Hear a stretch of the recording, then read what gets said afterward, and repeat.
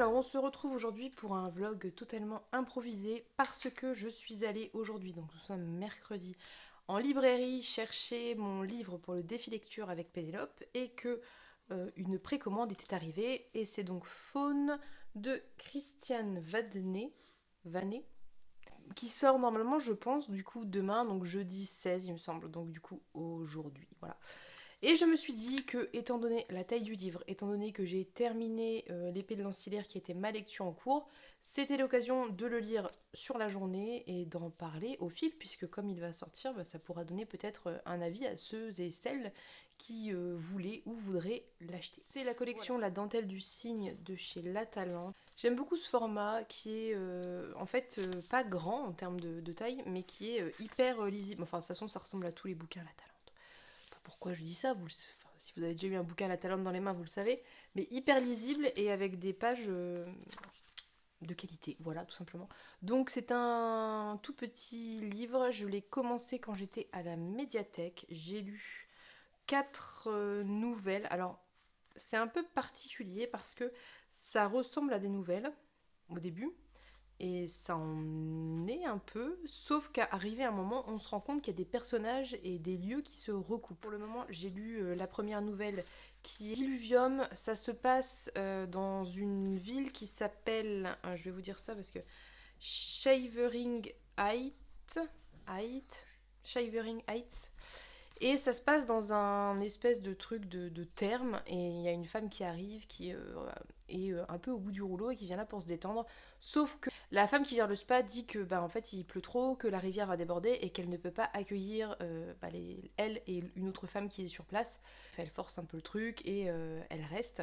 Et cette première nouvelle, elle est vraiment hyper bizarre parce que on a une ambiance qui est hyper sombre, très brumeuse, très poisseuse, très humide. Ça m'a vraiment fait penser au début de Blackwater, et le deuxième personnage féminin m'a vraiment fait penser à Eleanor. C'était très perturbant. C'est très court, donc je vais pas trop vous en dire, je vous laisserai découvrir. Mais c'est assez bizarre parce que ça a un côté fantastique sans qu'il y ait de fantastique. Ça veut dire que c'est à peine suggéré que c'est chelou et on sent que l'ambiance est bizarre, mais il n'y a rien de fantastique qui se passe en soi. Donc bref, c'est un livre d'ambiance, vous savez, enfin ou pas d'ailleurs, que pour moi l'ambiance c'est hyper important. Il peut y avoir une histoire qui est bof, si l'ambiance est très bien faite, je peux adorer. Donc je suis assez conquise par l'ambiance qui est créée ici. La deuxième nouvelle, ça se passe dans une espèce de village sur l'eau avec une espèce de mise en garde au début qui est: il ne faut pas se baigner le soir, ne pas laver le linge après le crépuscule, ne pas emprunter la voie d'eau pour rendre visite à un ami. Qui est aussi un peu étrange, vous voyez. On va suivre deux personnages plutôt jeunes, un qui est natif de l'île et une jeune femme qui vient accompagner une amie qui, à l'origine, est de cette île. Je pense que c'est une île. Et bref, il va se passer aussi des trucs, pareil, toujours dans cette ambiance où ça sent le fantastique, mais il n'y a rien de fantastique qui se passe. Et toujours cette ambiance autour de l'eau, autour de l'ambiance humide, poisseuse, un peu glauque, avec les animaux qui sont jamais très loin, mais qui sont pas franchement menaçants, mais un peu quand même. Enfin, vraiment très bizarre. Et la troisième nouvelle, c'est Panthera Leo, et en fait, on suit un personnage, une chercheuse qui s'appelle Laura, et qui s'appelle, en fait, et qui est, je pense, la même jeune femme que dans la nouvelle précédente, donc qui est arrivée dans le village. Et je pense que ça se passe avant, a priori, de la nouvelle précédente. Enfin, c'est un peu, vous voyez, c'est un peu difficile à décrire. Et en fait, elle est dans un zoo, elle fait des recherches, elle désapprouve totalement l'idée de zoo, etc. Et il se passe encore une fois un truc hyper bizarre avec les lions de ce zoo. Et pareil, cette ambiance, je saurais pas vous dire, autour, enfin ouais, fantastique, sans événements surnaturels. Et en même temps, avec toujours un peu un personnage de femme extérieur à la narration, donc quelqu'un d'autre, qui ressemble un peu à Éléonore et qui ressemble un peu à une espèce de créature surnaturelle, parfois aquatique, parfois moins, mais un peu connectée avec les animaux et les éléments, et qui est un peu bizarre, mais en même temps qui fait rien en soi de magique, enfin bref. Je sais pas si je suis très claire, je n'en suis pas sûre, mais je ne pense pas que ce soit fait pour être extrêmement clair. Je pense que la part de mystère est très importante dans ce recueil ou ce petit roman, cette novella, je ne sais pas. Donc, ce que je vais faire, c'est que je vais continuer à le lire et je vous ferai un point un petit peu plus tard. Au début du recueil, ou de la novella, on a cette page avec je pourrais dire des réflexions un petit peu autour de la nature, autour de l'humain, autour des rêves. Et après la deuxième nouvelle, pareil, on retrouve ça autour des rêves et de la manière qu'ont les animaux de rêver et de revivre des expériences de chasse des moments où ils sont éveillés. C'est un petit peu difficile à décrire. Donc je pense que ce que je vais faire, vu que vous voyez, je ne suis absolument pas claire, c'est que je vais le continuer. Et puis je vous ferai un point dans 2 nouvelles ou quelque chose comme ça, histoire de voir où on va. Je pense a priori que tout va se recouper, mais en même temps je pense pas que ça soit fait pour que ça soit une histoire continue. Je pense que le côté nouvelle, mais avec des personnages et des histoires proches et des ambiances proches est volontaire. Donc voilà, c'est un peu un ovni pour moi, mais je dois avouer que je suis assez séduite. L'ambiance est assez puissante, donc c'est plutôt cool.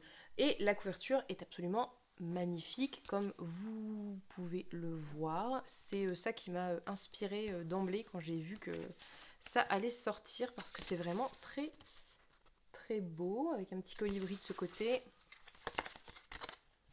et le cerf de l'autre. Enfin voilà, très très beau. C'est un détail de la couverture qui est à l'intérieur. C'est vraiment très beau. Très beau travail. Je ne sais pas qui est Ah si, illustration Martin Whitfuth. Whitfuth. Donc Martine, du coup, il doit pas être français. Soit. Donc voilà. Donc c'est marqué premier roman de la québécoise Christiane Vanet. Donc je pense que c'est effectivement un roman, même si ça ressemble fort à un recueil de nouvelles, en tout cas au premier abord. Voilà. On en reparle plus tard, peut-être que je serai plus précise, peut-être pas, peut-être que j'évoquerai plus les grandes thématiques, etc. Là, je vous filme ça un peu dans la foulée avant de continuer, sinon je vais le lire en entier et j'aurai rien filmé et ça sera pas du tout un vlog. Donc on se retrouve plus tard. J'ai mon café, j'ai mon livre qui est juste là.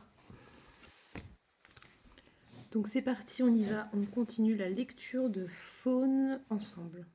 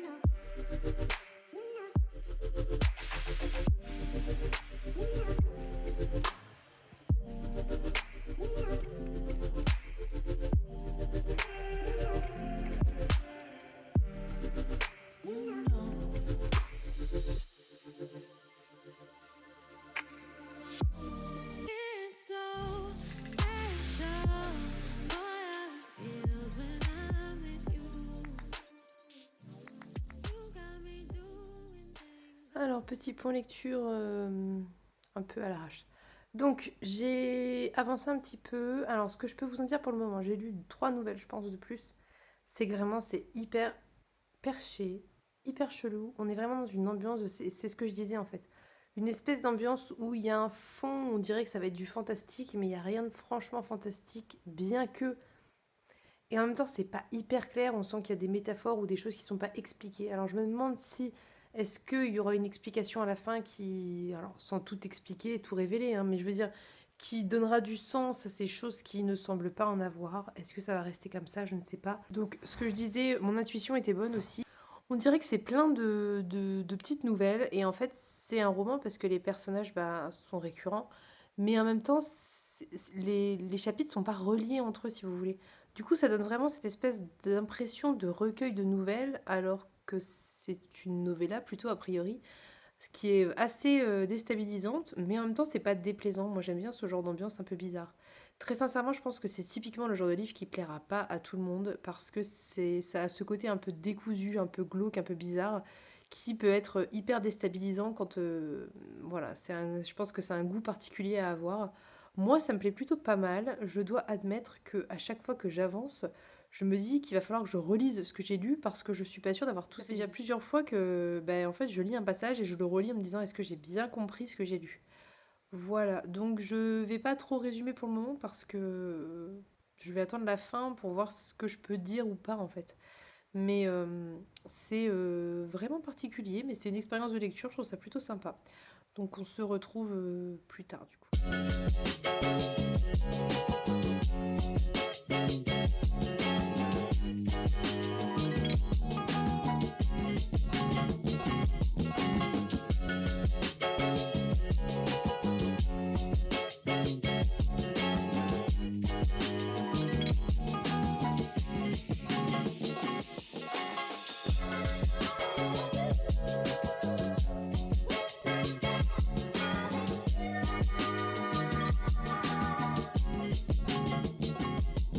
Donc là on arrive à la fin, il me reste 15 ou 20 pages. Et ben c'est assez fascinant.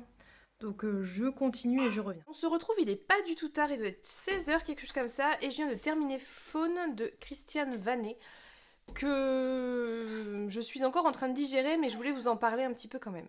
Donc, pour revenir sur ce que je vous ai dit avant, on est bien sûr un roman et des choses qui se suivent et qui se répondent, bien que ça ait un format, comme je vous disais, chapitre qui ressemble un peu à des nouvelles. C'est-à-dire qu'on ne voit pas forcément le lien direct entre un chapitre et l'autre, si ce n'est un personnage qui revient, un nom de ville, etc. Donc c'est vrai que c'est très particulier, ça a un côté très découpé, on dirait que, si vous voulez, on aurait pris des chapitres signifiants dans un roman et qu'on les aurait compilés dans un petit format, quoi. Après, ça a toujours un certain sens. Alors, je dis ça avec des guillemets parce que des fois, c'est dur de voir le sens, très sincèrement. Mais en tout cas, ça prend son sens dans l'ensemble de la lecture. Donc, je peux pas vous faire un résumé à proprement parler, c'est trop particulier. Je peux vous parler des thématiques, je peux vous parler des choses récurrentes, mais résumer à proprement parler, ça va être difficile. Donc la première thématique qu'on voit apparaître, et qui est récurrente tout au long du livre, et qui, je pense, même par la couverture, etc., se devine, c'est la nature. D'une part, tout ce qui va être éléments naturels, météorologiques, etc. Donc on va commencer avec des pluies diluviennes, une crue, une ambiance humide hyper poisseuse. Ensuite, on va être dans la forêt, mais une forêt qui semble assez hostile, assez sombre. On va beaucoup, à plusieurs reprises, retrouver la présence de l'eau, mais vue comme quelque chose de plutôt négatif. Un climat qui a l'air constamment empoisonné.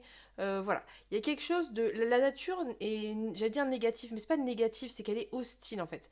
La nature est assez personnifiée, je trouve, et c'est vrai que elle est hostile à l'humanité en tout cas, et à certains animaux qui ne se sont pas encore, qui ne sont pas prêts encore à s'adapter à ces changements qu'elle amène, et voilà.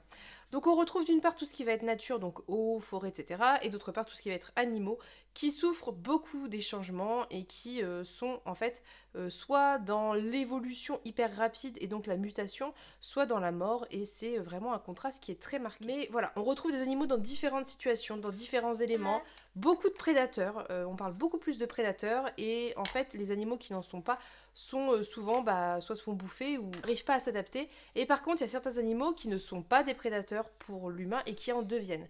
Donc il y a aussi ce jeu qui se fait entre l'humain prédateur et l'humain qui est proie, parce que il a beau être prédateur grâce à sa technologie, en fait si on prend l'humain tout seul, il est incapable de se défendre face à la plupart des animaux, même ceux qui semblent inoffensifs. Et on a aussi ce contraste qui se joue, cet aspect hyper intéressant de l'humain qui vit son pire cauchemar, à savoir devenir la proie et être traqué par les prédateurs de la nature. On a beaucoup de références au cycle de vie, donc que ce soit la naissance, que ce soit le temps qui passe, que ce soit la vieillesse, voilà, les saisons. Il y a beaucoup cette récurrence du cycle du temps, du cycle de la vie, qui revient à travers le livre à divers moments. On a aussi beaucoup de références au temps qui passe, évidemment, et aux rêves, qui sont d'ailleurs, c'est ce dont on parle dans le résumé en fait, hein. C'est-à-dire les rêves des animaux, les rêves des humains, et ce que ça implique, etc. Bref, tout ça est nimbé d'une espèce d'aura un peu horrifique, un peu fantastique, mais en même temps on voit pas bien où est le fantastique parce que ça n'apparaît jamais très clairement, parce que ça a un côté limite plus anticipation en fait. Et voilà, il y a quand même cette espèce de fond horrifique. Je vous dis, il y a plein de moments où on était autour de l'eau et des créatures un peu aquatiques. On a tout le côté créatures aquatiques un peu fantastiques, femmes sorcières, femmes mystiques, qui font franchement penser à Eleanor dans Blackwater. Et d'ailleurs, il y a vraiment un côté Blackwater dans plein d'instants. Alors, c'est pas sous le même aspect parce que là, ça parle de l'humanité entière, alors que Blackwater, ça va se concentrer sur une ville, sur une rivière et sur une famille. Donc c'est pas encore la même chose, mais il y a quand même vraiment, vraiment, vraiment un côté Blackwater là-dedans qui est assez incroyable. Je ne sais pas si c'est volontaire ou pas, peut-être, peut-être pas, mais moi ça m'y a fait penser à plein de moments, notamment la description de ces femmes qui reviennent à plusieurs moments, qui sont des espèces de créatures aquatiques, pas vraiment qui semblent très humaines et qui ont rien en soi de fantastique, mais voilà, un peu horrifique. On a aussi des sous-thématiques qui reviennent régulièrement et qui sont hyper intéressantes, puisque on a par exemple la thématique de la faim qui est récurrente, les personnages des animaux ont faim, il y a beaucoup de métaphores autour de la faim, du ventre qui semble se dilater tellement il a faim, du ventre, de l'intestin, voilà, il y a beaucoup cette thématique très terre à terre, très vulgaire du ventre et de ce que ça implique sous plein d'aspects, qui est pour les animaux, pour les humains, pour des choses normales et des choses qui le sont moins. Et manger est une thématique très très importante et très très récurrente. Et ça peut être manger, voilà, ça peut être manger tout et n'importe quoi. Enfin, je veux dire, c'est pas que du carnivore là-dedans. Il y a aussi, voilà, d'autres choses que je vous laisserai découvrir. On parle évidemment beaucoup d'évolution, de survie, de mutation, puisqu'on va se retrouver un peu à un moment charnière, finalement, d'une espèce de fin du monde telle qu'on la connaît, je pense, où bah, soit on évolue, soit on meurt, et voilà, et ce que ça implique d'évoluer vite. Il y a beaucoup de choses qui sont traitées, il y a l'humanité qui est un peu dévoyée, qui est défaillante, il y a les animaux qui sont en train aussi de mourir et qui bah, doivent trouver une façon de survivre. Et en même temps, tout ce que je vous dis là, c'est ce que moi j'ai tiré de ma lecture, mais c'est jamais aussi clairement donné. C'est-à-dire que cette lecture, elle est hyper mystérieuse, hyper mystique. On se focalise pendant un chapitre, ce qui représente 5 pages, on va dire, sur un point de vue, un moment donné, un instant T, et souvent on n'y revient jamais vraiment, et rien ne vous est franchement donné. C'est à vous d'avoir votre interprétation de ce que vous lisez, donc c'est hyper déstabilisant. Enfin, moi j'ai eu l'impression des fois de ne pas saisir, de ne pas réussir à comprendre où on voulait aller. Alors la fin vous permet de mettre en perspective ce que vous avez lu avant, mais quand même, il y a toujours ce côté mystérieux, ce côté horrifique, ce côté voilà, qui reste assez obscur. Et je pense qu'il faudrait que je le relise pour mettre en perspective vraiment maintenant que j'ai les tenants et aboutissants tout ce que j'ai lu au début et que j'ai peut-être pas bien saisi en fait. Dans les points récurrents, il y a une ville qui revient régulièrement, il y a un personnage, deux personnages peut-être qui reviennent régulièrement, mais c'est vrai qu'après c'est très subtil et je pense qu'il faut saisir le truc quoi. C'est pas évident, c'est pas une lecture facile, c'est pas une lecture que je recommanderais à tout le monde, mais c'est une lecture intéressante et c'est une lecture qui se réfléchit. Je ne pense pas que ça plaira à tout le monde, parce que là vous n'êtes pas dans quelque chose où vous allez suivre un point, partir d'un point A avec voilà l'élément perturbateur, les péripéties, machin. C'est pas du tout ça, mais vraiment pas du tout. Et c'est même assez décousu pour être totalement déstabilisant. Je pense que pour apprécier ce livre, il faut soit être très intéressé par tout ce qui va être écologie, animaux, etc., nature, et ou je ne sais pas, tout ce qui va être ambiance, tout ce qui va être ouais, vraiment une question d'ambiance. On est dans un livre d'ambiance, on est dans un livre où l'ambiance fait, je pense, pour moi en tout cas, 70% de l'intérêt du livre. S'il n'y avait pas cette ambiance aussi bien menée dès le début de malaise, de mal-être, de bizarre, etc., je pense que les mots en soi n'auraient pas suffi à éveiller mon intérêt. C'est parce que l'autrice, elle a fait un vrai travail sur l'ambiance, elle a fait un vrai travail sur l'horrifique, le suspense, le fantastique, sur manier des choses qu'on connaît et les tourner un peu, les dévoyer pour aller vers quelque chose d'autre. Et c'est ça qui fait que, en fait. Bref, il y a plein de moments où on comprend pas ce qui se passe. En tout cas, moi, je dis on, mais moi, je n'ai pas compris. Je ne suis pas sûre d'avoir compris. J'ai des interprétations, mais ça se trouve, j'ai juste pas compris où ça voulait aller. Mais ça ne m'a pas dérangé parce que j'ai trouvé que c'était intéressant. Très sincèrement, j'aurais pas lu 400 pages comme ça. Voilà. Le format est parfait pour la taille du roman, est parfait pour la manière dont c'est écrit et le sujet qui est traité. 400 pages comme ça, je pense qu'au bout d'un moment, j'en aurais eu marre. Parce que ça a beau être très bien écrit, l'ambiance a beau être excellente, ça demande une certaine exigence de lire ce genre de choses parce que vous pouvez pas vous laisser porter. Vous êtes constamment heurté à toutes les 5 pages à un changement de point de vue, un changement de personnage, un changement d'époque qui ne vous est pas donné mais que vous supposez d'après vous-même. Voilà, c'est pas du tout une lecture qui vous laisse être totalement passif. C'est pas possible. Vous devez être actif quand vous lisez ce livre parce que sinon, c'est sûr que vous passez à côté, quoi. Enfin, je pense, je dis ça. J'ai pas de vérité absolue, j'en sais rien, peut-être pas du tout, mais c'est le ressenti que moi j'en ai à la première lecture et à la découverte à vif de ce livre. Je pense très sincèrement que le laisser reposer dans mon esprit et en reparler dans quelques jours, semaines, me ferait peut-être voir d'autres perspectives. Mais là, l'objectif, c'était vraiment de faire l'après-midi vlog, d'aller à fond et puis d'en parler à chaud. Dans tous les cas, j'ai trouvé que c'était une lecture qui était vraiment très intéressante, très particulière. Mais comme je vous disais, moi j'aime bien ça en fait. J'aime bien devoir un peu réfléchir, j'aime bien être tirée de ma zone de confort, j'aime bien ces ambiances fantastiques, horrifiques, j'aime bien le travail autour de ça. J'ai trouvé que c'était chouette, j'ai trouvé que c'était intéressant. Voilà. Après, je peux pas vous dire que c'est un coup de cœur parce que c'est tellement bizarre que c'est difficile de totalement. Et puis ça veut vous mettre mal à l'aise en fait. Donc c'est difficile de totalement apprécier. Enfin, pour moi en tout cas, encore une fois, à chaque fois j'oublie de moduler parce que je dis on, mais c'est moi. Hein.